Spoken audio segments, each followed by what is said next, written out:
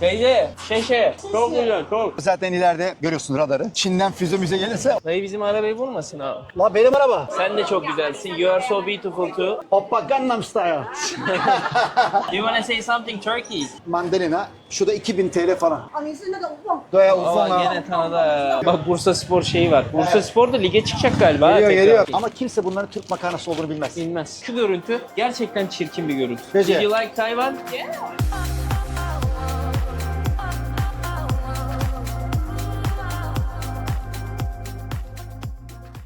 Günaydın, günaydın, günaydın dostlar. Hepinize Tayvan'dan güneşli bir günden sevgiler. Son 7 videodur güneş yoktu arkadaşlar. İlk kez güneşi gördüğüm için çok mutluyum ve size çok güzel bir haberim var. Bugün sizlerle beraber Tayvan'ın köylerini gezeceğiz. Köylere doğru gideceğiz. Güzel bir misafirim de var. Onunla beraber gezeceğiz. O zaman hazırsanız koltuklarınızda bu kardeşinize bir tane beğeni, bir tane yorum bırakmayı unutmazsanız çok sevinirim. Videomuz başlıyor. Bugün nereye gideceğiz? Biraz kuzeydoğu, doğu tarafına doğru ilerleyeceğiz Tayvan'ın. Renkli görseller, yeşiller, farklı şeyler göreceksiniz, farklı bilgiler öğreneceksiniz. O yüzden heyecanla ne yapıyorsunuz? Bir şeyler yiyorsanız yiyin, içiyorsanız için artık video başlıyor. Pazarınız güzel olsun arkadaşlar. Haydi Tayvan köyleri başlasın. Şimdi konuğum beni bir yerden alacak. O yüzden önce buradan şu Songsan denilene bineceğiz. Yeşile bineceğiz arkadaşlar. Binerken tekrardan açıklayayım. Diğer videoları izlemeyenler olur. Böyle bir tane Easy Kart var. 7-Eleven'dan alabiliyorsunuz. İçine para yükleyip her seferinde ona basıp binebiliyorsunuz. Çok basit. Zaten Google sizi yönlendiriyor. Dongsan'da ineceğiz. Kırmızı trene geçeceğiz. Renkler her şeyi anlatıyor. Maviler mesela benim şu anda olduğum yer ve yeşil yer. Biz yeşilden kırmızıya atlayacağız. Haberiniz olsun. Trenlerimizin içi de bu şekilde arkadaşlar. Gayet güzel, konforlu. Bak şimdi Dongsan'a geldik. Burada tekrar kırmızı hattı görüyoruz. Buradan devam edeceğiz şimdi. Kırmızı hatta doğru geçeceğiz arkadaşlar. Gelin geçelim. Hemen bir kat yukarı çıktığınızda kırmızı hattı görebiliyorsunuz. Bu kadar basit. Yemin ediyorum çok basit. Yeşil, kırmızı, mavi. Başka bir yere gittiğinizde yok zaten. Hani hiç zorlanacağınız bir durum yok. Bak bir sağa giden var, bir sola var. Zaten ikisi de aynı yere çıkıyor. Bak burada da zaten gösteriyor. Tamsui ve Ningxiangkan. Biz şu tarafa doğru gideceğiz. Hepsi aynı dediğim gibi. Bak bir kat daha yukarı çıkacağız şimdi. Orada. Geldik şimdi buraya ya. Bu buraya doğru gidecek kardeş diyor. Biz burada ineceğiz. Görevimizi başarıyla tamamladık. Birazdan gelsin binelim.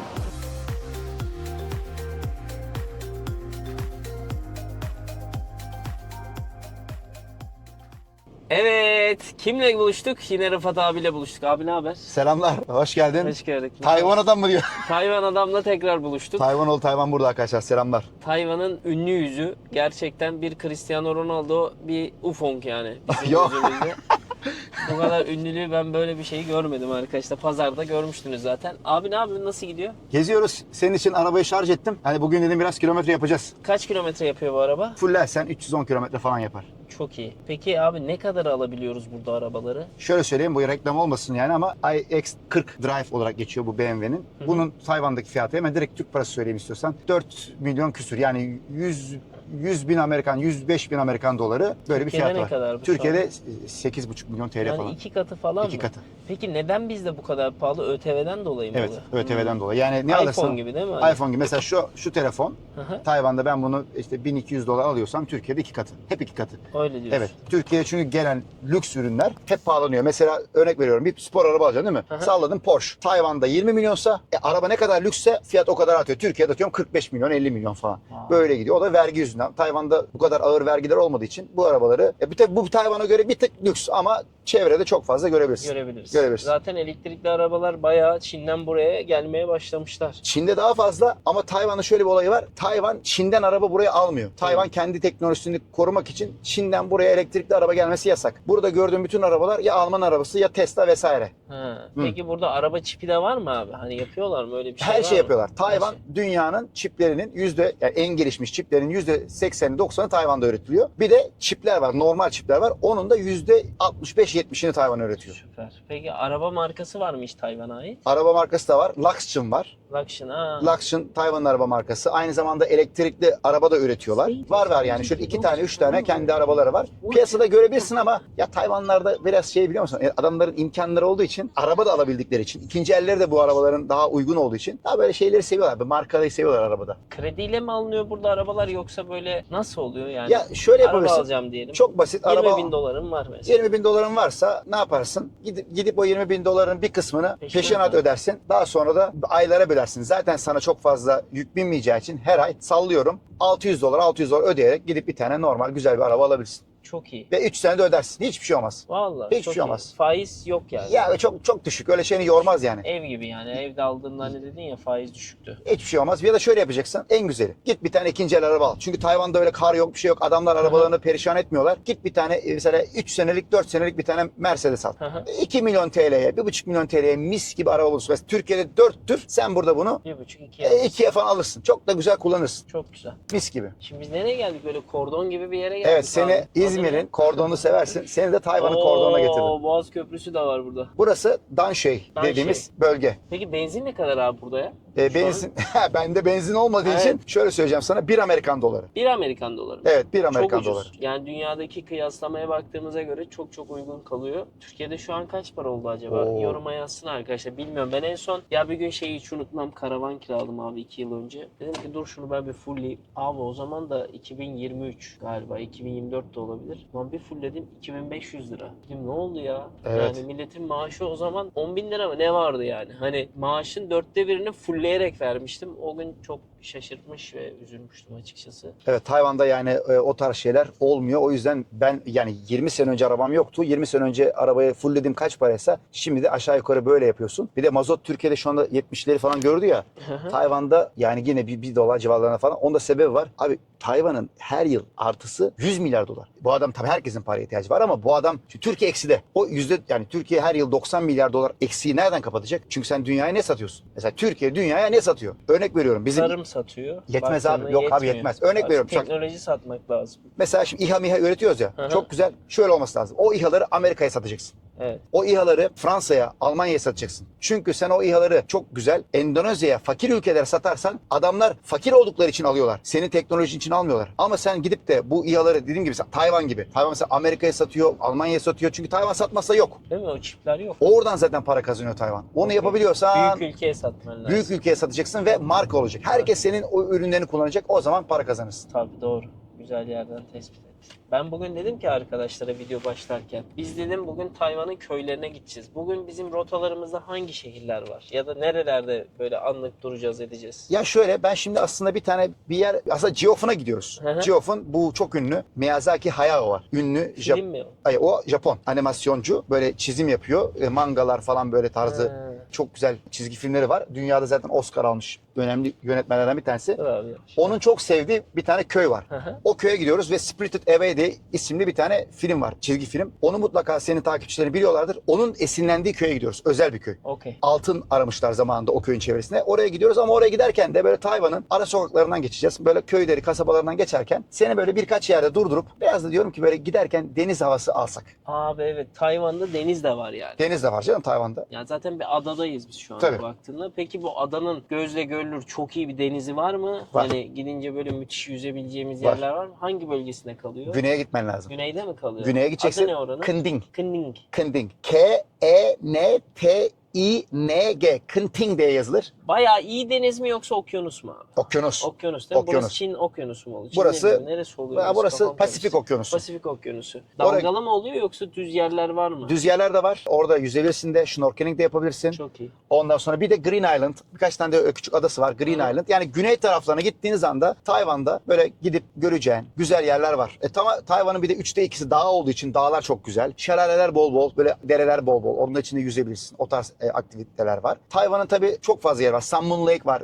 Ünlü bir tane gölü. Hı hı. Orası çok güzel. Ya Tayvan ciddi anlamda böyle doğu taraflarına gittiğin zaman, güneye gittiğin zaman seni böyle şaşırtacak derecede güzelliğe Güzelliklere sahip. sahip. Bir de bir bilgi vereyim. Ver abi. Dünyada yüz ölçümü olarak en fazla 3000 metre üzerinde dağın olduğu yer burası. Yani yüz ölçüm küçük ama çok büyük dağlar var. çok fazla 3000 metrenin üzerinde dağlar var. Biz şimdi yolda giderken hiç dağ göreceğiz mi? Biz görmeyeceğiz çünkü biz şu anda batı kısmındayız ama Hmm. biraz ilerlediğimiz zaman kuzeye çıkaracağım ben şimdi seni. Tamam. Kuzey bölgesine gidince orada güzel dağları da göreceğiz. Süper. Süper. O zaman orada devam edelim ya da yolda bir mola verirsek orada devam edelim. Teşekkürler abi. Rica ederim. Everything you know is what you for. In my eyes you're something, in my eyes you're all. Everything you do, I'll make it fall. geldik abi ya. Langmesh Sidi dedikleri güzel böyle bir tane taşların olduğu kumsala geldik. Küçük bir köy. Ey, şeşe, woman bu çuzuro, şeşe. Şeşe. Aa bak şu güzel. Bunu içeriz. Bunu mutlaka alalım. Şimdi domuz eti yemiyoruz ama gösterelim insanlara.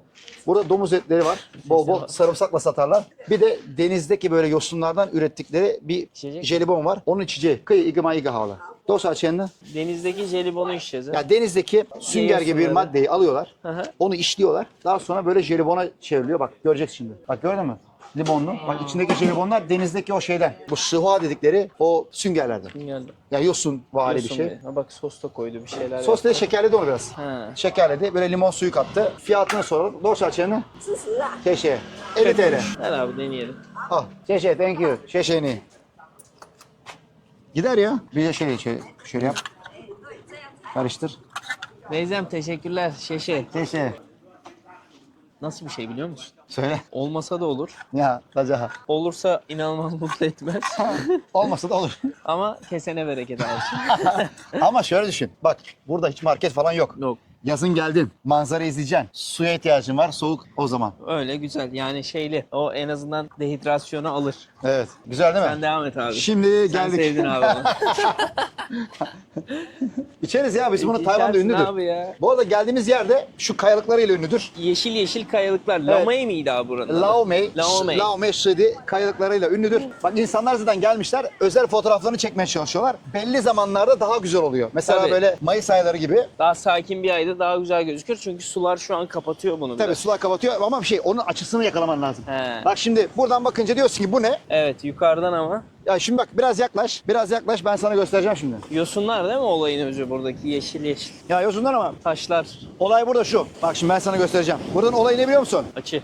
Buranın olayı aynen öyle. Şöyle açı yakalamak ve daha da istersen en güzeli slow motion'la burada fotoğraf çekeceksin. Çünkü buraya slow motion'la çekersen özellikle şu aralara girip Film gibi olur. aynen böyle buralara çekeceksin. Bak şu kayalıklar. Evet zaten öyle, olayı bu. Bu Olay bu. kayalıklar bu olaylar. Ama işte şu araya girmek lazım bak şuraya. He. Bak şuraya görüyor musun? Evet. Böyle araya Evet. gireceksin. Güzel Buradan oldu fotoğraf bak. çekeceksin. Güzel duruyor bayağı şu an. Böyle bir tane buradan Slow çekiyorsun. motion at bir tane. Attım bir tane slow motion'a At geldi. bakalım. Geliyor. Hello. Ha boys.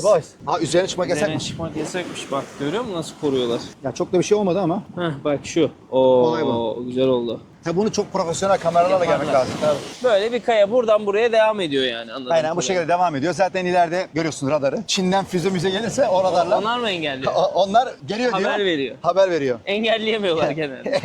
Daha, Allah aşkına daha gelmedi. O yüzden bilmiyoruz. Çok tatlılar. Ya aslında öyle dünya harikası bir yerde değiliz ama Değil. Ama deniz denizdir abi. Deniz Okyanus denizdir abi. okyanustur abi. Kaya kayadır. burada çok derin ama. Yani yüzülecek bir yer değil aslında. Hadi diğer durakta devam edelim abi. Devam. Yeter bu kadar burası.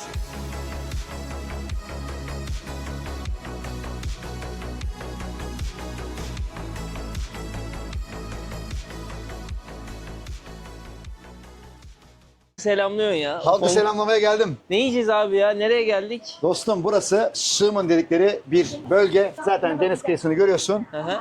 Fakat burada dolma satıyorlar. Dolmayı da hemen sana göstereyim. Şu. Allah Allah bildiğin dolma ya. Evet bak insanlar orada görüyor musun? Arka tarafta. Oo dolma sarıyorlar. Evet. Laban ha, laban ha. 啊，你好，你好，哦，你是那个吴凤， Doya Aa ufon ha. gene tanıdı ha. Abi bak köylü buradaki esnaf bile tanıyorsa. Tanıyorlar ya. İstersen yani yaklaşıp buraları falan çekmek istersen. Abi bunlar deniz ürünleri değil mi ya? Bunlar Bildiğin deniz ürünleri, şeyler, kabuklular. kabuklar. Bunlar da yeniyor ha. İstersen alıp deneyebiliriz. Yok abi gerek yok. be. Kabuklar burada. Bak arka tarafta sarıyorlar. Görüyor musun? Teyzeler orada sarıyorlar. Ürünler sarıyor. Dolmaları. Farklı farklı tatlarda olanları var. Deneyelim abi bir tane. Şurada ünlüdür. Bu ne yumurta mı abi? Çayın içerisinde pişirilen yumurta, çayeden. Allah Allah. Tayvan'da yiyebileceğin en ucuz yiyeceklerden bir tanesi. İşte 15-16 TL yani 20 TL En veriyor. azından protein. Protein, iş yapar. İş yapar. Şimdi alalım. 2 tane söyleyelim mi? Söyle abi iki Tamam. tane söyle. Hadi bakalım. Çok ünlü. Bak sıraya bak. Bak bir tanesi gitti, bir tanesi orada. Bizim araç burada. Herkes gidiyor. Gelen yiyor diyorsun. Gelen yiyor. Yemeğini dövüyorlar o derece ve Evet. tanesi de fiyatlara buradan bakabilirsiniz. 50 lira falan. 50 lira. 60 TL. Bak şu. 没关系，你打开，你拍，你拍，你拍。 Göster bak sizin için 没 açtı. 关系，OK。 Gel gel diyor çek diyor. OK OK。 Aa, Ünlü yani. her yeri dolu. Bak bu şekilde.嘿，very good， Very good ha. 哎，very good。我们要那个一个有肉的，一个没有肉的，一个素的，一个这个跟后面那个可以。但是很小吗？没有，那是正常版的啦。 Çincesi nasıl 你刚 ama? 刚不是 Ufak 才 ufak. 看而已， Ya senden Çince çıkması çok komik abi ya. Ona yakışıyor da bana yakışmıyor değil mi? Yakışıyor da komik geliyor. Komik hani geliyor bana. değil mi? Bir anda böyle batılı tipte bir adamla. Kaç tane yersin? Bir tane yerim abi. Deneyelim abi. Orada yeriz bir şeyler. 那我们一个这个一个还有一个素的啊。素的一个。对，我知道，我知道。 Bak hemen kesti gördün mü oradan? He. Çok güzeldir ama. Güzel mi diyorsun? Çok güzel. Ne yiyeceğiz abi? İçinde üzüm falan mı var orada? Ya içerisine et koydukları var. Ondan sonra bak bir tane yumurta koyuyorlar görüyor musun? He. Yumurta sarısı. Ondan sonra içerisine diğer böyle bakliyatları koyuyorlar. Ondan sonra onu sarıyorlar ve buharda pişiriyorlar. Farklı farklı tatları var. Mesela bak şunun içerisinde mantar da var. Bu vejetaryen olan. Bunun içerisinde fıstık var. 这个是素的， Hı, bu benim. 这个是大肉的。 Kıyı. 好，这个是素的哦。好，这个你要拿错。 Şey. 不会， Hemen gösterelim mi nasıl bir Göster şey abi, olur? Bak evet burada ya. gösterelim. Açalım ipini. 那个没有肉的。 Megan şey. Aa, şişe. Hemen gösteriyoruz. Bak çok da büyük değil. Özel bir tane yaprağın içerisine sarıyorlar. Evet. Sardıktan sonra buharda pişiriyorlar ve lapa gibi böyle bir pirince dönüşüyor görüyor musun? Evet. Şöyle güzel bir pirinç. Olay şudur. Ne var içinde şimdi onun? Et Bu mi var? pirinç ve içerisinde de mantar, böyle çeşitli otlar ve Fıstık. fıstık. Üçünü gösteriyorum. Ha, çok güzel. Çok güzel. Güzel duruyor. O ne bana aldığın abi? Sana aldım da çok güzel. Onu da ben deneyeyim bir. Bak Evet. Kutu alışı. Kutumda büyük hissediyorum. Açıyoruz şöyle. bence kesinlikle seveceksin. Abi çok garip ya. Yaprağın içine pilav sarıyorlar, yiyorlar. Etli mi bu abi? Seninkisi etli. Seninkisi daha doyurucu. Sen niye kendini ondan aldın ya? Ben bunu çok seviyorum. Seviyorsun sen onu. Bunun biraz da sanki baharatı var. Etli geliyor. Şöyle ısıracağız diyorsun. Evet. Bayağı güzel, doyurucu da, lezzetli de. Zongzi derler buna. Zongzi. Rongu. Hı, zongzi. Teyze, şey. 谢谢谢 Çok 谢。 güzel, çok. 他很喜欢。好喜欢哦。好，OK，叫他常常带你来了。 Böyle arkadaşlar geldiğinizde bence deneyin. Hakikaten güzel. Afiyet olsun. Teşekkürler abi. Kesene bereket. O zaman yola devam. Devam.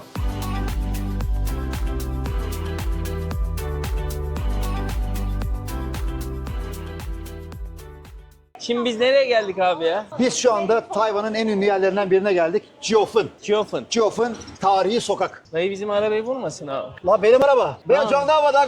Ne şu anda? Ulan benim araba. Abi az daha gidiyordu Kanka abi. meyve tiba. Ulan bir anda gördün benim arabam. Şey oldu. Lan dayı. Dayı yapma gözünü seveyim. Ben Dayı de... yapma. Dur Sezer dur. Şu anda benim araba. Boş ver burayı. Jiufen'i boş ver. Ha, neyse. Oo, köyün girişi burası mı? Evet dostlar şöyle anlatayım ben sana. Jiufen Old Street diye geçer. Tarihi yol, tarihi sokak. Buradan başlar ve zaten bu olayda labirente benzeyen ara sokaklar. Birazdan göreceksin. Öyle mi? Burası. Ha. Bak burada yazıyor görüyor musun? Ne yazıyor? Jiufen Old Street. Eski yol. Gördün mü? Anladım abi ben. Altın Dağı'ndayız. Altın da değil mi? Altın Dağı Burası çünkü... altının bulunmasıyla mı ünlü oluyor? Evet, bunun arka tarafları hep altın madenleri. Eskiden Japonlar burada altın çıkarıyorlardı. Aha. 1895 yılından sonra buraya geliyorlar. Bu kasabayı da altın madenciler için kuruyorlar. Öyle bir hikayesi var yani 100 küsür yıllık bir kasaba ve işte olay başladı. Turistlerde bayağı var burada. Tabii kesinlikle buraya çok ünlü. Yazdı mı Tayvan'a geleceğim İlk burası çıkar ha. çıkar. İlk 5'te. Bunlar ne yapıyor burada? Bunlar burada çay deneyimliyorlar abi. Çay deneyim. içeceksin. Çay ünlü değil mi? Tayvan'ın çayları ünlü. Bak fiyatları da göster. Tayvan yüksek dağ çayı. Bir paket 120 gram 400 Tayvan doları. 你好，高兴看到你，谢谢你，我也是啊，谢谢你。打企业后干啥？ Gel bir Senin çay hava. versin ya içelim abi ya.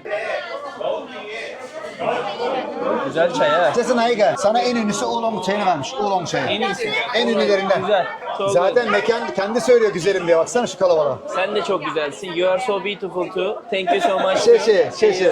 Nasıl tadı? Thank you。 Thank you so much. Thank you. 等一下，拜拜。 Ne kadar kibarlar, ne kadar Değil mi? güzel ya. Ya Çöpü bile burada aldı. Turiste değer çok fazla var. Evet. Biz bunu hissedebiliyoruz bayağı. Çöpünü bile o Aldı. Yani Alır. tertemiz. Bir de yollar da tertemiz. Temiz. En güzel tarafı da bu. Yani yerlerde hiç pislik yok abi baksana. Bir Bir tane. göster abi insanlara. Gösterelim. Baksana ya. Hiç Yerler yok. tertemiz. Bir tane yok ya. Ya bir de en güzel tarafı da sen arabayı park ettin. Sadece 200 ödedi. 2 saatlik böyle turistik bir yer. Ya bizde Şirince'ye gidiyorsun ya da başka bir yere. Of. Ya da İtalya'da mesela. Evet. Çıkıyorsun o Amalfi tarafına. Abi saati $20 yazıyor. Çıldırırsın yapıyorlar yani. abi? Delirirsin yani. Öyle derecede İşte pahalı bizde yerler. ne yapıyorsun? Veriyorsun 200'ü arabanı çarpıyor. Arabanı çarpıyor daha iyi. Komple gidiyorsun. Yok sıkıntı yok arkadaşlar. Ya bu arada şöyle söyleyeceğim. Sağlı sollu ya. Aha. Hep bu geleneksel yiyecekler, Evet. el sanat eserleri Boyoz mu bu abi? ona benzer.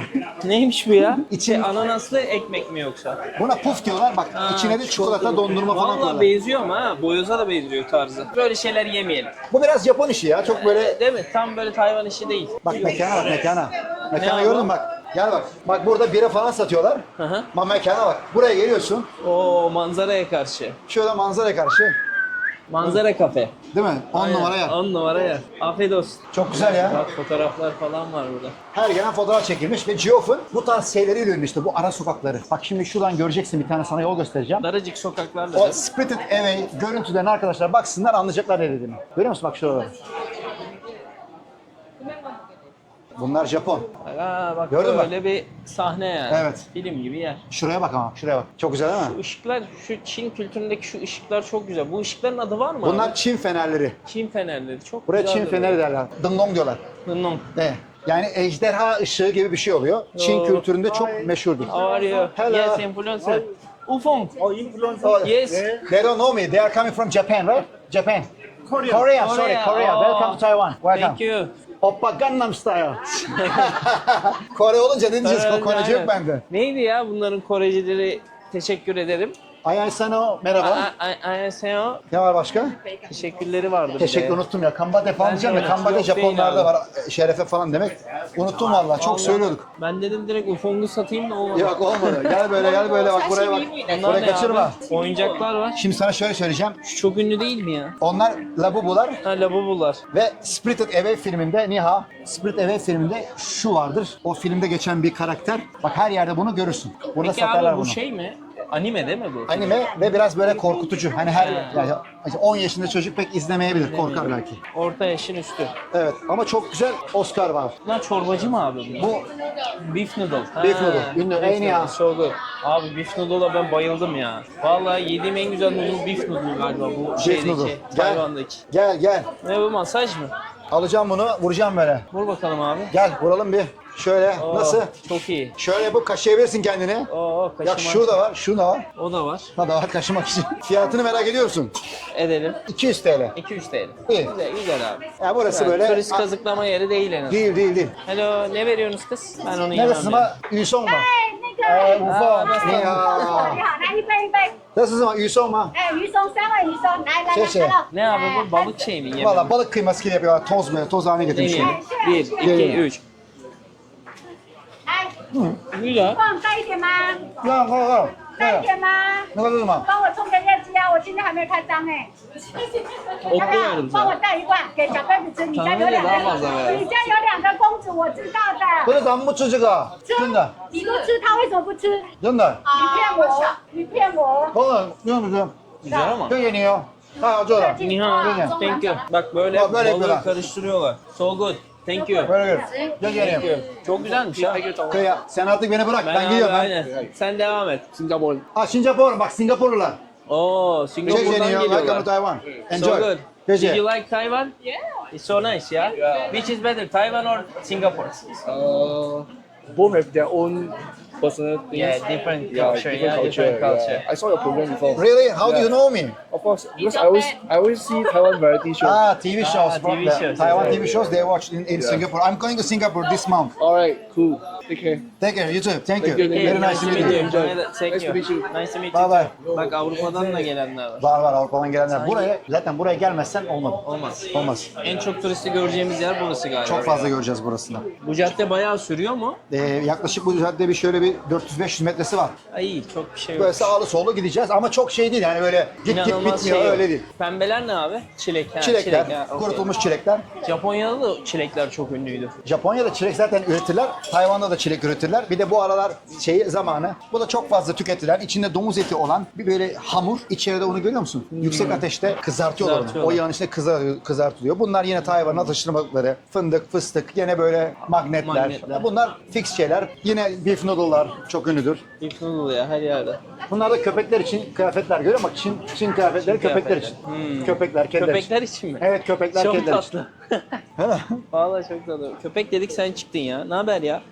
Haklı. Gel ya. Şu ne abi waffle gibi çikolata diyor. Bu da güzel. Seversin. İçine çikolata koyuyorlar. Ya da şey koyuyorlar. Ya da- ne onun adı? Krema. Krema ya da red beans. Yer misin? Kuru fasulye. Bir tane yer misin? Yarı yarıya yiyelim mi çikolatalı? Lavan hava. İlk Yiyelim. kafadasına baksana kadının kafasında sosis var. Halkı ya. Nice style ha. O mu ilk çakali kovaydı. Bir tanesi 35, 3 tanesi 100 arkadaşlar. Valla turistik yerde Bedava abi. $1 ya. Bedava. Abi bende de var ya. Şunlar bitsin abi. Hallettim abi. Ben yarı yarıya gömmüşüm. 这个是那个嘛，那个红豆饼。这个巧克力的口味的。 Buna hongdobing diyorlar. Normalde kırmızı fasulye koyarlar içine. Evet. Ama tabii zamanla kırmızı Erimiş, fasulyenin dışında kim yesin diyecekler. çikolata koyan da var. Kırmızı fasulye koyan da var. Şöyle göstereyim, anlasın arkadaşlar. Aynen. İçini bunun şu şekilde çikolata kaplıyorlar. bayağı Gördünüz mü? olmuş. Yani gayet güzel yenir. Şöyle açayım ben istiyorsan direkt olarak hemen al abi. Ver abi aynen yarı yarıya kümletelim. Sıcak. Çok iyi. Güzel.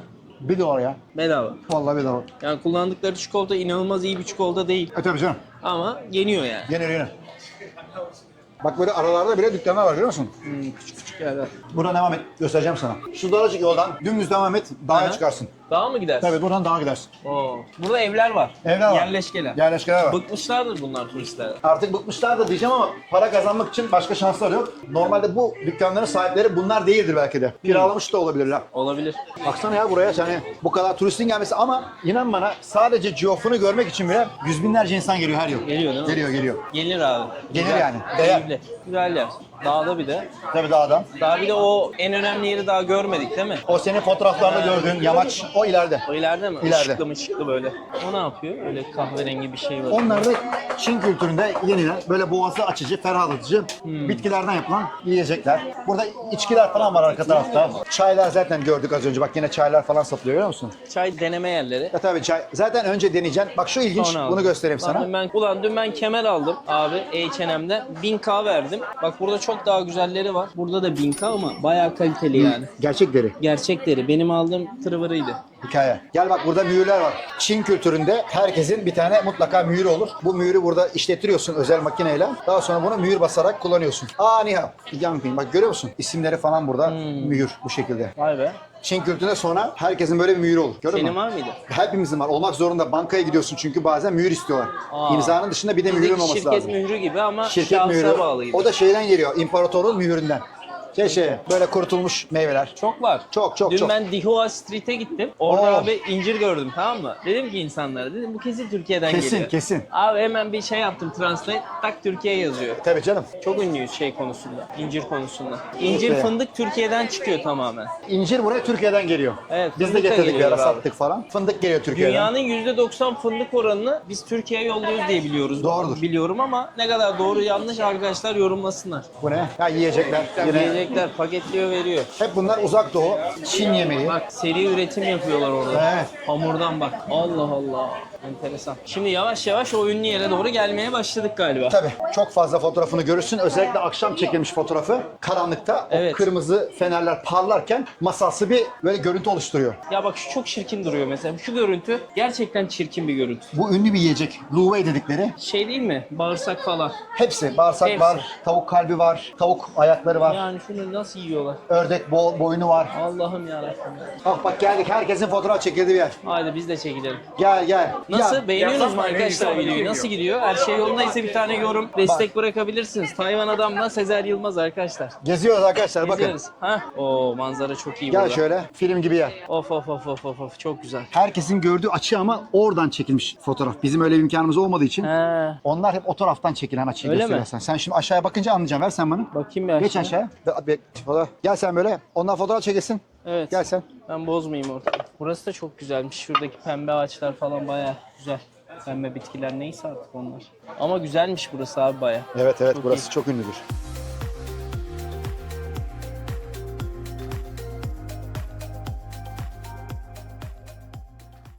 Şimdi Sezer'im bak böyle bir mekana geldik değil mi? Aha. Birayı 150 Tayvan dolarına satıyorlar. Bak şimdi. Girelim içeriye. Bir abi. Girelim. Bak şimdi girelim. Normal bir mekan gibi gözüküyor. Evet. Evet, yangırın. 我们可以直接去外面好了.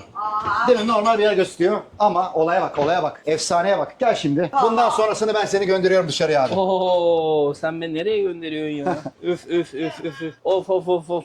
Abi çok iyi. Burası bize özel. Ya Kapattık burayı. Sadece 200 TL'ye içebiliyoruz yani burada o istediğimiz. yüzden dedim sana. Kıyı.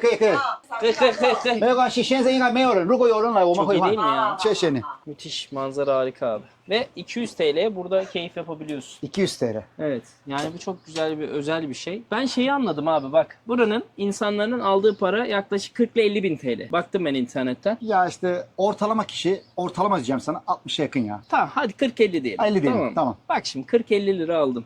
Kirayı çıktım. Kiralar pahalı burada. 2 kişi çalışacaksınız. 100 bin lira aldık. Evet. Kira kaç para verdik? Kira ortalama bir yerde kalırsan aylık bir ortalama diyeceğim sana 25 bin falan verirsin. 25-30 bin. Maaşımızın 4'te 1'i bitti. Gitti. Tamam. Geriye kaldı 75. Abi yaşam maliyeti ucuz. Tabii ev seni şey yapar. En yorar. pahalı sadece. Hı. Bak onun dışında yemek yemeye gittim. Güzel bir restorana gittim. İşte bir yerde oturdum. 300 lirayı 250 lirayı geçmiyor. Tabii. Hani hadi iyi bir yerde oturduk 500 liraya geçmez bence. Bak şöyle söyleyeyim sana. Seninle şimdi biz bu akşam Tayvan'ın en lüks mekanına gidip tamam mı? Şeye gitsek mesela pub'a gitsek en lüks mekana 101'in dibine gitsek gece hayatına aksak mesela 1000 Tayvan dolarına giriş. 2 tane çiçek veriyorlar. Veya bir tane. Ya Yani bak, 1200 TL en maksimum. 2-3 bin liraya eğlenmiş olursun. Masa diyelim tutalım. Hı hı. 10 kişilik masayı tutalım tamam mı? 13-14 bin TL tutarsın bir tane de şey açıyorlar masaya. Şişe açıyorlar. Şişe açıyorlar. Lüks yerlerde. Bu iyi. Yani Tayvan'daki ben şunu anladım. Diğer Asya ülkelerine göre yaşam maliyetleri düşük. Alınan maaşla yaşam arasında güzel bir denge var. İnsanlar burada keyfe keder yaşayabiliyor. Ve 12 ay maaş almıyorlar. Biz en düşüğünü söyledik sana. Evet, en düşüğünü düşük söyledik. kazanan zaten sıkıntısı herkesin olur. Yani dünyada geçim sıkıntısının olmadığı diye bir yer yok. Ama Tayvanlı bir insan mesela 60-65 bin TL alıyordur. Eşi de 65 bin lira alıyor. İşte 120-130 bin lira. Bir de bunu 12 ay almıyor. 13 ay, 14 ay alanlar var. Aileden biraz katkı gelenler var. Yani bir şekilde hayatlarını döndürüyorlar. Döndürüyorlar. Elbette ki burada da çok zenginler var. İlla ki var. Elbette ki burada da maddi durumu düşük olanlar var. Ama genel olarak baktığın zaman Uçurum yok. yok. Ve işte sağlık hizmetleri ucuz. Yani o çok bir iyiymiş şey abi. vermiyorsun. Ondan sonra okullara para vermiyorsun. Çok iyi. Bak Hatta bunlar çok güzel. geçen söyledim ya sana devlet herkese 15 bin lira para dağıttı. Bizim eve 60 bin TL para girdi. Bak çok ciddi bir. Devlet verdi. Ben Devlet eşime sordum. Neden veriyor çocuklara dedim. bile verdi yani. Herkese verdi. Dedim neden veriyor? Bu sene dedi çok fazla vergi toplanmış ya dedi. Onun dedi biraz dedi gerisini size veriyorlar dedi. Yani Harika çok bir para olay vermişsiniz diye adam Çok iyi. gerek yok bizde var Gerek para yok. var demişler. Var diyor dağıtıyor.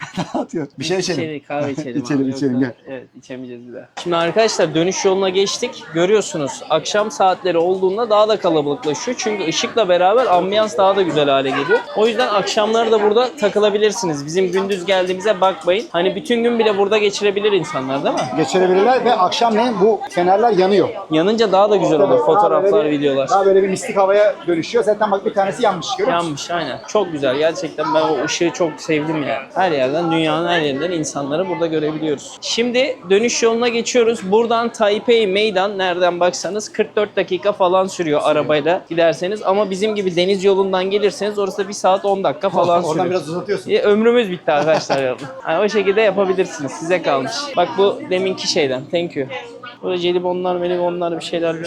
Çok turist var ama. Çok. Bayağı var. Ya ben bugün dolaşırken yeni dünya gördüm. Muşmula. Çok nadir ya bazen. Vallahi bugün gördüm. Ne alaka ya? Acaba o muydu? Odur Aa, ya. benziyorduk. Ben bak inan bu Benziyor olabiliyor. Evet. benziyorduk. Büyük ihtimalle o değildi. Çünkü ben burada 20 yılda falan muşmula'ya benzeyen birkaç tane meyve gördüm. Ama tam muşmula görmedim. Hello. Did you like here? Yes. So good yeah. Where are you from? France. Ah. Enchanté. Fransa'dan insanlar da burada Vay. mesela. Genç bir kız. Hello. Abi her yerde bundan var ama en çok bundan satılıyor. Sosis. O sosis çok Sosis severler. kültürü bayağı var burada. Var. Severler onu. Hadi çıkalım buradan. Hadi gidelim. Bizim araba sağlam arkadaşlar. Araba Sıkıntı sağlam. olmaz. Yani bak Bursa Spor şeyi var. Bursa Spor da lige çıkacak galiba. ha, tekrar. Geliyor. Ben Tekirdağlıyım ama Tekirdağ sporum olmadığı için mecburen Bursa Spor yapıyoruz. Yani ben de Bursa'yı bir Fenerbahçeli olarak ne kadar severim bilemeyiz şu an. Neyse. Burada tüm takımlar kardeşimiz. Hepsini ayrı seviyoruz. Az sonra. Hadi yedi kardeşim. Senin ya. Şey. Everything knows what you're for. In my eyes you're something, in my eyes you're all. Everything you do, I make it fall. Abi nereye geldik ya? Nereye getirdin beni? Seni çok güzel bir AVM'ye getirdim ama AVM'de amacımız yemek yemek. Ama buradaki gidip geldiğimiz Ya sen de Gel, geldi buraya ya. bir şey daha İki var. de geldi ya. Yanımıza dünyanın katıldı. en ünlü uzak doğu yemekleri yapan lokantanın bir tanesine geliyorsun. Hatta Tom Cruise mu geldi? Tom dediniz? Cruise'un gelmiş olduğu, yemek yemiş olduğu mekan. Aa. Bineceğiz mi buna? Bineceğiz. B1'e gidiyoruz. Maybe. Binelim onu. Yalnız o aşağı gidecek. Aşağıya mı gidiyor? Tamam. Şu adı ne buranın? Ding Tai Fung isimli lokanta. Tom Cruise Tayvan'a geldiği zaman daha önce başka şubesine gitmişti. Orada beraber patronuyla beraber yemek yapmışlardı. Mantı, Çin mantıları yapıyor. Çok böyle güzel Çin mutfağı. Uzak Doğu'nun böyle en güzel yemeklerini yiyeceğiniz ve dünyada birçok yerde şubesi bulunan özel bir lokanta. Şöyle diyebilir miyiz? Tom Cruise'dan hiçbir eksiğimiz yok. Yok, fazlamız var. Fazlamız var. Eksiğimiz yok. Senin o Tom Cruise'la olan kafandaki imzayı da buraya fotoğrafını istiyorum. İnsanlara göstermek istiyorum. Ayıp ediyorsun, gösteririz. İnsanlar da bilsinler şuraya. Bilsinler. İnci sen ne yapıyorsun ya? İnci sen ne yapıyorsun ya? Şş, İnci. Ne bu oyun? Gel. Hadi gel. Asansör geldi. O da oyun oynuyor. Jimnastik yapıyor. Türkçesi çok güzel. Hadi bakalım. Gir bakalım. Asansöre girdik. B1'e gidiyoruz. E1. Şimdi Dink Tayfon'a geldik. Sıra falan da oluyormuş Bazen normalde bir de. saat. Hadi Bazen ya, bir saat o sıra kadar. olur. Mekan burası. Oo, dumpling, Çin Evet, mantısı. evet. Bak nasıl yapıyorlar. Baba. Hepsi elle yapılıyor. Birazdan zaten yiyince göreceksin. İnce özel açılıyor. Evet. Ve bu çalışanlar normal çalışanlara göre daha fazla para alıyorlar. Burası personeline iyi bakan bir firma. O yüzden Yani iyi maaş kaliteyi alıyorlar ve iyi kalite yapıyor. çok yüksek, güzel bir yer. Sebzeli olan galiba. Sebzesi var, balıklısı var. Her şeylisi Her var. şeylisi Sen var. seviyor musun bunu İnci? Değil mi? Güzel. Bak bu kısım dışarıya götürenler paket servis. To go order. To go olanlar. Bir de şimdi içeri sıraya oturacağız. geçiyoruz. Bakalım. Of 55 dakika diyor ya. Nasıl ya? Vallahi 55 dakika. Niye ha? 我们是2个大人还有一个小朋友。 Bak burada insanlar bekliyor. Dışarıda İçeri da yerde bekliyorlar. dojo'nu. Ya İnci bizi almıyorlar ya. Bak abi 55 dakika şuraya göster. İçeri de bir göstereyim. Şöyle içerisi de bu şekilde arkadaşlar. İnsanlar oturmuşlar, yiyorlar. Kocaman da yer ve tıklım tıklım herkes Çin mantısı yiyor burada. Bize 20 dakika verdi. Hani Kaç? beni tanıyorlar ya. 20 dakika mı? 20 dakika bize 20 dakika. Ya Ufong'u getirdik. Koskoca Ufong ya. 可以 İyi. 可以没问题 谢谢你哦。 Dolaşalım o zaman 20 20 dakikamız var. Ha? Ondan da 10 söyle. Ne? 10 dakika. 10 dakika mı? Ha, Evet iyi. 20 dakikamız var. İstersen bir markete girip İyi, hadi bir insanlara- market fiyatları bir gösterelim bir abi. market Geldik fiyatlarını- madem. Market ve Türk market. Türk- Hangisi daha sevdiğin? Şey söyleyeyim hemen baştan sana. Bu market biraz daha Pahalı. pahalı bir market. Çünkü kaliteli bir Evet, market. kaliteli Belli market. yani meyvelerinden, sebzelerinden. Abi elma ne kadar? Mesela şöyle bir elma. Elma şöylesi 370 lira falan. Bak içine yok. 375 tanesi 370 TL. İyi para. Gidip de pazardan alırsan çok daha ucuz alırsın. Ucuzluyor mu? Evet. Bayağı ucuzluyor. Çok daha değil mi? ucuz diyor. Tamam. Ama istersen sana en pahalıları göstereceğim. Şaşıracaksın. Gel böyle. Hah, evet şaşırtacak bir şeyler göster bize. abi. Evet. Şunu alırsan Of. 1500 TL. Japonya'dan geliyor çilek. Şu paketi 1500 TL. Bir de yani burada üretiliyor demiştin. Üretiliyor ama Japonya'dan geldiği için bu pahalı. Başka böyle çok egzantrik pahalı bir şey. Şu var mesela mandalina. Şu da 2000 TL falan. Bir şey de değil İnsanı yani. soğutur ya. Daha fantastiğini vereyim sana. Şöyle bir şey var küçücük. Bu da yine Şey yani 2000 TL. ne deniyordu buna artık unuttum. Tancerin ben. mi diyorlar değil mi? Öyle bir şey de Değil mi? hatırlamıyorum. Çok pahalı. Çok pahalıymış. Ve bunlar hediye olarak veriliyor biliyor musun? Meyveler. Abi bak şu işte benim dediğim şey muşmula. Ha sen bunu dedin tamam. Muşmula mı bu? Evet bu muşmula. Değil mi o? Bu muşmula. Şaşırdım yani. bugün Buna görünce. piba diyorlar. Doğru piba diyorlar. Doğru. Muşmula. Yani 750-800 TL ve özel üretim zaten fark ediyorsun. Fark ediyorum. Her Kimisi yerde bulamazsın. Yeni dünya diyor buna. Ben Heh. muşmula diyorum. Küçükken Her yerde ağaçlarda bulamazsın. muşmula yerdik. Mesela abi bize böyle etler falan da bir gösterelim. Şurada et Gel reyonu etlere var. gelelim. Etler bence ucuzdur burada. Vallahi bakalım. Gerçi Asya'da hep pahalı et ya. Şöyle bak burada tavuk eti. Ne kadar? Kaç gram? 226 200 gramı 140 lira. 140 lira. Şimdi bilemiyorum Türkiye'de kaç var ama şu 140 lira. Et göster abi bize. Domuz eti bunlar. Şimdi domuz eti de olarak Domuz yeme. Daha ucuzdur. yani şu mesela domuz kıyması. Onu geç abi. Geç et abi. göster. Gel abi et o zaman. Domuz yer misin? Yok. Bekle o zaman. Ama Türk domuz yeme. Gel gel. İşte yemiyoruz ya. Aşırı pahalı bir et var. Ha, Avustralya eti mi o? Japan şey. Kobe. Ha Kobe. Bak Gram şu- mı o? 100 gramı 600. 600 TL. 100 gram Normal 600 TL. ama abi. Yani Tabii. o tatlı niyetine yeniyor. Şurada 100 gram mesela 600 yine TL. dışarıdan gelen etler mi bunlar? Hepsi çoğu zaten inek etleri çoğu dışarıdan Ha, geliyor. Avustralya bak Aussie. 100 Aynen. gramı 450. ama Pahalı abi. Avustralya'nın Kobe'si. Yani Kobe İlla ki. en şey Steak falan var orada. onlar steakler falan mesela şu steak 100 gramı 350 Tayvan para. doları. İyi para. Pahalı. Abi Asya'da hep et pahalı. Çünkü yetişmiyor. Buradaki muson mevsiminden dolayı hayvanlar besilenmiyor. Besilenmediği için de hep et pahalı çıkıyor. O yüzden- Ama deniz ürünü ucuzdur. Domuz üretiyorlar. Mecburen Aha, domuz mecburen. yiyorlar. Deniz ürünleri bakalım ucuz Deniz mu? ucuzdur ya. Mesela şu Ha somon ne kadar mesela somon. kocaman? Şu mesela. Bak bu yaklaşık ne oluyor? 1 kilo falan herhalde. 800 TL falan. Bedava abi. Ucuz mu sence? Çok ucuz abi. 800 TL. Çok ucuz. Balık Küçük de ucuz. var. Bak şu balık var. Yine Tayvan'da yakalanmış. Şöyle büyük bir balık. Bu da 450 400 lira. TL falan. Ucuz. Deniz ürünü ucuz. Peki şeyler nasıl abi? Mesela insanların temel ihtiyaçları olarak pirinç. Onlar ucuz. Bedava değil mi? Pirinç burada yetişiyor zaten. Bir şey söyleyeyim mi sana. Bu markete gelmez. Bu Gelmez. markete gelen herkes Ya tabii şey Anladın gibi. mı? Ne Türkiye'de var ya bir tane marka. İsmini unuttum. Ya, Makro Center falan. Gibi. Onun gibi. Pahalı. Mesela şimdi burada bakalım. Bunlar mesela Hokkaido'dan gelen adam bunu almaz. Alır ama Almaz. zengin alır. Ne gerek var Bak dersin? 2 kilogramı 600 pahalı. 750 pahalı. Çok pahalı. Adam buraya gelmez. Aynen. Buraya gelmez. Ya Hokkaido'dan geliyor bir de. Japonya değil mi Tabii Hokkaido? tabii. Bak mesela bu Tayvan'ın var. Ha bak, daha 1 ucuz. kilogramı Heh, ucuz. 250. Aynen. Daha da Yerel ucuz. yersen ucuz. Yerel Daha da yersen ucuzu ucuz. vardır onun. Var. Gel Güzel. yerel pazarlara gideceksin. Aynen. Sabah pazara gittin mi bunun yarı yarıya bir sürü şey bulursun. Bulursun. Burada zeytinyağları falan var. Zeytinyağı pahalıdır ha. Zeytinyağı pahalı. Pahalı yani dünyada işte Ege harici, Akdeniz harici zeytinyağı pahalı. Gel bakalım istersen. Amerika'da daha ucuz mesela. Ankara şeyi var abi. Evet Nuh'un Ankara makarnası var. Bak onda Bakalım var. ne kadar Ankara makarnası. Bak Ankara göstereyim sana. makarnası ucuz. 100 lira. Alabileceğin en ucuz makarna bunlar. Evet 100 TL. En aşağıya koymuşlar. 100 İşte liraya. 100 lira. 110 lira falan. Bak Nuh'un gemisi yine Ankara'ya gelmiş. Vay be çok iyi. Ama kimse bunların Türk makarnası olduğunu bilmez. bilmez. Bilmez. Ucuz olduğu için bunları buraya Salça koymuşlar. ne var? Türk salçası var mı? Yok, onun? Ha, onu yok. bulamazsın. Bir tek benim bildiğim böyle Lidya isimli bir tane turşu satan vardı. Turşu vardı. Bak bunlar da şeyler, zeytinyağları. Zeytinyağlar mı? Zeytinyağları aslında o kadar pahalı değil. Bak şaşıracaksın. Şimdi bak burada extra virgin yani saf Bayağı da büyük yani 1 litresi Bir litre. ucuzmuş. Ucuzmuş. Bence pahalı değil. değil mi? Aha, değil. Pahalı değil. Yani Bizde daha pahalı. Evet.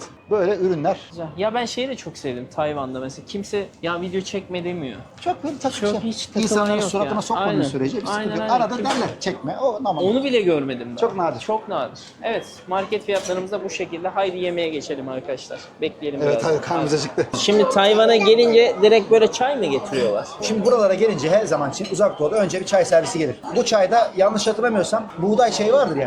Buğday çayı getiriyorlar, bazı yerlerde yeşil çay ama bu kaliteli. Ben seviyorum. Sana yok mu çay? Küçüksün diye. Ona vermediler nedense ama istersek İstersek de alabiliriz. çünkü bunda kafein yok. Çok güzel. Yani bence bu kültür çok güzel bir şey. Yemeği yemeden önce ısıtmak. Şimdi Su var sende. burası uzak doğuda yemek yerken de o servisi de alabileceğim bir yer. Fiyat yukarıda yani mesela bunu çok daha ucuza yiyebilirdik. Değil mi? Ama böyle servis alamazdık. Alamaz. Burada çalışanların ilgisi, alakası fark ediyorsun zaten ortamın kalitesi ve AVM açanlar bu adama yalvarıyorlar yani buraya. Diyorlar ki bizim hani mekanımızda da senin bir tane restoran olsun. Çünkü burası bak dikkat et çoğu insan burası için geliyor. Evet. Yani ben böyle bir yer beklemiyordum. Bu kadar dolu beklemiyordum. Ben de AVM içinde. tanındığım için bizi önceden bir 20 Evet. dakika yaptılar. Yoksa şu anda dışarıda hala 55 dakika yazıyor. Beklemem. Hayatta beklemem de bunların kültüründe o beklemek var. Sen dedin zaten. Var. O var. Hele böyle bir yere geliyorsan beklememe imkanın çok yok. Evet. Ey ni hao, ni hao, 谢谢，我朋友来，会打扰到吗？不会没有问题。这点都挺好的。Şey Sen söyleyeyim. abi. Sos güzel. Altın oran. Ha, altın oran. Dengeyi tutturmak. Evet. Bu sirke. Sirkeyle soya sosunu şey yaptık. Birazdan mantıları onun içine banacağız. Thank you. 谢谢。 Thank you so much. Bunun içinde olan da zencefil. Zencefil. Ben zencefille çok yemiyorum ama yerim. zencefili burada öneriyorlar. Öyle iyi de yararlı bir şey zencefil. Evet. Bu arada arkadaşlar Rıfat abi tanıdıkları için dediler ki senin de misafirin var. Muhtemelen YouTuber olduğumuz için de ekstradan bize böyle bir güzellik yapacaklar. Truffle mantarlı Mantar, özel mantarlı şey mi getirecekler? mantı. Mantı getirecek. Ya biz de böyle boş değiliz. Yani Tayvan'a geldik de yani deriniz biz de deriniz. Oh, Ben 谢谢。 onları yerim ya. Hah geldi mi? Chicken. Ha okey. Tavuk geldi ilk. Buna sarhoş tavuk derler. Sarhoş tavuk. Şeşeni. Bunu içkide bekletiyorlar Ha ve özel bir aroması oluyor. tamam. Çok özel bir yiyecek. Genellikle meze olarak yenir. Tabii ki çocuklar yemiyor ama sana ben bunu deneyimlemeyi istediğim için özel olarak söyleyeyim. Deneyelim abi. Ve kesinlikle çok güzeldi. Ama bu içindeki içecek de şey yani böyle bildiğimiz ucuz şarap değil. Şuna batırıyoruz. Ona batırmana gerek yok. O mantı için. Ama kalitesi yüksek. Tavuk çok lezzetli. Yani bizim tavuklu pilavın içine konan haşlama tavuklar olur ya. Evet. Tiftik. Öyle çok güzel. Bak şu şekilde göstereyim. Alkol tadı var Alkol tadı var ama burada. bunu iyi pişirdikleri için alkol buharlaşıyor, tadı kalıyor. Evet. Yani aşırı alkollü değil. Geldi. Abi ikram, hep ikramlar geliyor. İkram mı bunlar? İkram hep. Aa, İkramlar geliyor ya. Fonk'la beraberseniz bu iş bitti abi. Vallahi ikramlar geliyor. Keşkeğini. 这是丝瓜虾仁小笼包，丝瓜虾仁 Yeni 小 bir 笼 şeyler geldi burada. Kabaklı karidesli. Kabak ve karides. Kabak ve karides. Şöyle gösterelim arkadaşlar. Aa, Kabaklı çok iyi. ve karidesli. Bunu hemen elinde tut. Senin bir fotoğrafı Güzel. çekeceğim çünkü Tayvan'a gelmişken şu fotoğraf çekilmeden olmaz. Kardeşim de buraya getirdim. Ona şu böyle fotoğraf çekiyor. Tom Cruise'un yediği yere geldik ya. Gelince. Şimdi Şimdi esas mevzuya geçelim. esas mevzuya geliyorsun. Al oradan bir tane. Al bakalım İnci. İnci sen de al. Dikkat et babacığım. Şöyle bak. Ben sana yardım edeyim. Şey alsana kaşıkla değil. Sana vermedi mi? Nasıl olur kızım unuturlar. Al bakalım babacığım. Alamaz mısın? Yakala oradan. Sen kullanabiliyor musun onu? Kullanıyor. Oo. Ama dikkat et. Bak şimdi. Patlayabilir. Hemen koş şunu getir. Götür babacığım. Dur ben sana yardımcı olayım. At kızım. Şöyle yapacağım Sezer'im. Arkadaşlar şimdi gösteriyorum. Bakın dibini görüyorsun değil mi? Dibi çorba. Evet, böyle bir Çok ince. yumuşaklık var abi. Çok Hiç ince. daha önce böyle görmedim. Çok ince. Dikkat et. Yanarsın. Sıcak mı? Çorbası sıcakta dikkat et. Yani altı bir anda patlayıp böyle yakabilir. O yüzden nasıl yeniyor biliyor musun? Genellikle şöyle yaparlar. Önce altını patlatırlar. Çorba akmasın diye şunu şey koyarlar. İstersen biraz çorbayı burada patlatıp şurada içip o şekilde yiyebilirsin. Evet, zaten patladı. Kabakmış o, gördüğümüzde yaparlarken yediğimiz şey de kabakmış. Kabak ve karides.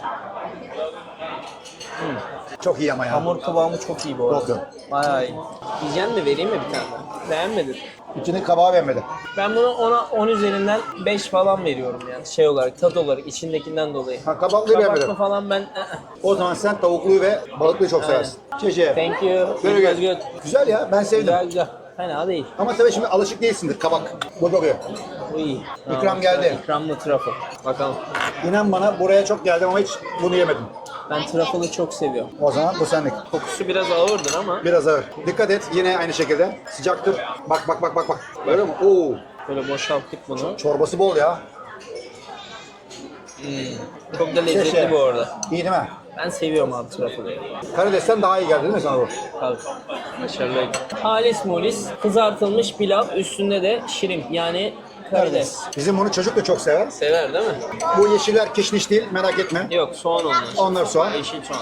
Tayvan'da yiyebileceğiniz en güzel yani en basit yiyeceklerden bir tanesi. Her yerde karşına çıkar. Yani yararlı mı? Çok değil çünkü kızarmış.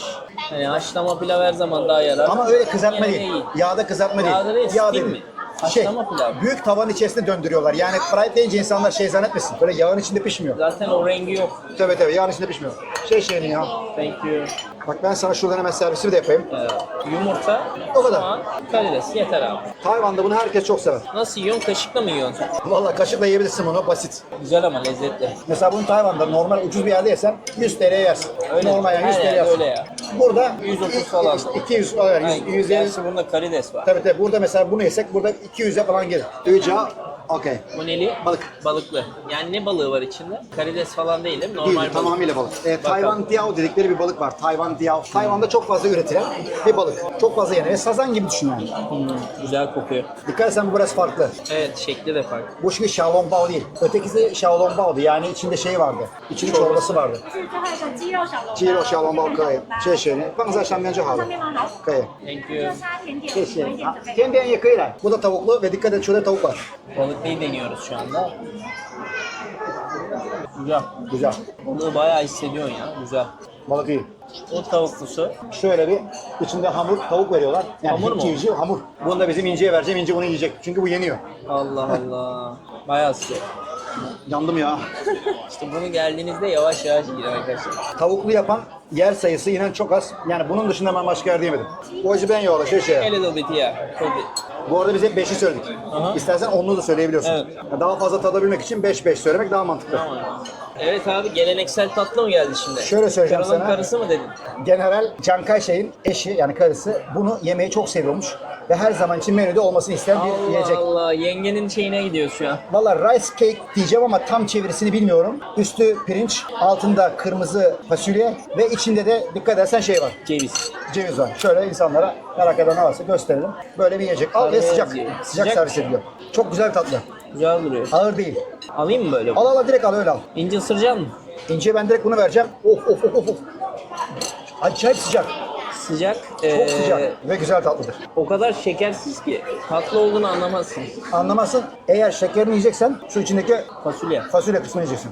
Red bean dedikleri kırmızı fasulye. Ya Tatlı kısmı bu. ben şeyi anlayamıyorum ama abi ya. Kırmızı fasulyeden niye biz tatlı yiyoruz mesela? Yani kralın karısının hiç mi ağzın tadı yoktu? Ama bak kırmızı kısmı daha güzel. O tatlı kısmı almaya başlayınca hoşuna gidiyor. Bak gene güzel. Ama tatlı değil bu. Ya Türkiye tatlılarıyla kıyaslarsan Türkiye'yle kıyaslamıyorum ama. bizim Türk tatlıları baklava falan filan adamı haşat ediyor ya. O şey Güzel ama. tam ben dondurmayla yemesini seviyorum. Bana çok ağır geliyor artık. Dondurlamayla da mı yeniyor? Ya bunu dondurmayla yemesin, baklavayı dondurmayla yemesin. Çikolatayı çok seviyorum. Çikolatalı tatlıları, waffle ben bayılıyorum onlara. Onlar da çok kilo yapar ya. Onlar var ya full kalori abi. Hop hop hop. Belçika'da falan yiyordum. Ben bayağı şiştim. Arkadaşlar bilir beni. Bundan 6-7 ay önce bayağı böyle şişmanım ben ya. 85 kilo gördüm ya. Şimdi Şu an ne kadar? 76'yım. İyi vermişsin. Evet. Kas kütlesi de oluşturdum. Ondan iyi oldu her şey. 3 aydır spor yapıyorum işte. Uzak doğu senin için iyi. Çok Kapatmazsan. iyi. Yok. Uzak doğuda kilo alamazsın kolay kolay. Zorlamazsan. Al babacığım. Doydun mu? O da doydu artık. Beğeniyor mu bunu? Bugün burada Tayvan kültürünü ve Çin kültürünü bayağı gösterdik. Tabii. Evet. Full yani yemeklerine, ünlü yerlerine Evet. izleyenler tamamıyla bir Tayvan turu yapmışlar. oldu. Afiyet olsun. Çok Çok tatlı. tatlı. Thank you so much. Karen, Vallahi. thank you so much. Şeşe, şeşe. How's everything today? Very It good. was so good. Very good. It was so good. Very Thank good. you so much. Do you want to say something Turkey? Türkiye. 会紧张啦。 Heyecanlandım diyor. Selam. See you in Taiwan. See you. See you Kerem. Bye bye. Bye şeşe ya. Şeşe. Evet hediyelerimizi de verdiler ya. Vallahi ne güzel. Şeşe. Ufong'la geleceksin. Tayvan'ı Şeşe. Ufong'la gezeceksin abi. Tayvanlı Ufong. Atadı Pingdao, Sezer Yılmaz. I can show you. Oh. Instagram'ı göstereyim mi? Ha olur. Kerem bizim Instagram'ı görmek istedi. Oh. 等一下，那今天的哦，这个100万，哇， 100万根，很有名哦。好厉害哦！来来，我们一起这边拍照，我们hep beraber fotoğraf çekelim. Ha okey. Dayı, bunu da Let's take a bence ben- photo. Yedik içtik Uğur Sen, ikramlarla iyice beraber. ölsen. İkramlar onlardan bir de ekstradan sen tatlı iyice da ölsen. verdiler bize. Söyleyeyim ben fiyatı biliyorum kaç para Kaç para tuttuğunu. abi? Toplam 2000 TL'ye yakın tutacak. Tam tutmayacak 2000 TL. Kimi? Bence uygun fiyat. Şöyle uygun. Ünlü bir yerde bu fiyat uygun. Ya şöyle söyleyeceğim. Bu kalitede, bu hizmet anlayışı, bu kadar yani bak ağırladılar, Evet, evet. hediyeler falan yani 1200 Tayvan doları verdik ve şimdi 3 kişiyiz ya. Evet. Şöyle hesapla kişi başı hadi 700 TL olsun. 600-700 lira falan. Abi en üst, Tayvan'ın en lüksündeyiz abi. Tom Cruise diyorum yani. Tom Cruise da bizi görecek mi? Tom Cruise diyorum ya. 1413 tutmuş arkadaşlar tam. Altta yazar zaten. Ya işte o zaman demek ki şey. Aynen. 2000 falan ya yine. Hadi bakalım. Tayvan'ın kendisiyle çok güzel 3 gün geçirdik. Abi çok teşekkür ederim. Ben teşekkür ederim. Ne demek? Mutlu oldum. Vallahi Tayvan'ı bize tamamen hissettirdin. Bence Türk seyircilerine de bayağı hissettirmişsindir. Mutlu oldularsa, onlar da keyif aldılarsa, buraları tanıdılarsa biz de daha mutlu oluruz. Vallahi ben de çok mutlu olurum. Çünkü güzel bir kültür, Tayvan kültürü. İnsanların gelip görmesi gereken. Bence bu videolardan sonra da insanlar buraya gelmek bile isteyebilirler. Büyük ihtimalle. Büyük ihtimalle isterler. inşallah gelirler. İnce bir şey demek ister misin? İnce var mı Türkiye'ye söylemek istediğin bir şeyler? Türkiye'ye bir şey söyle. He? Bir şey söyle. Türkiye'yi çok seviyor. O zaman arkadaşlar beni ve Tayvan adamı takip etmeyi, bize yorum bırakmayı unutmazsanız çok çok sevinirim. Abicim tekrardan her şey için kesene bereket çok teşekkür ederiz. Her zaman beklerim. Burada bir evin olduğunu unutma. Teşekkür ederim. Her bak bunu gerçekten ciddi Valla söylüyorum. ben de cidden Gerçek söylüyorum yani. hissediyorum bunu. Her zaman. O zaman tekrardan dünyanın bambaşka bir yerinde görüşmek dileğiyle diyoruz. İnşallah ve İnşallah. bundan sonraki sefer bakarsın Tekirdağ veya İzmir olur. Belki. Belki. Köfte yeriz bu sefer. belki. İnşallah, inşallah. Kralın tatlısı, kralın karısı anlamıyor tatlıdan. Biz gideriz şambali yeriz. Hayra bol tatlı seyret sizin memlekette. O zaman kendinize iyi bakın. Hoşça Görüşmek kalın. üzere dostlar. Bay bay. Sevgiler. Bay bay. Bay bay.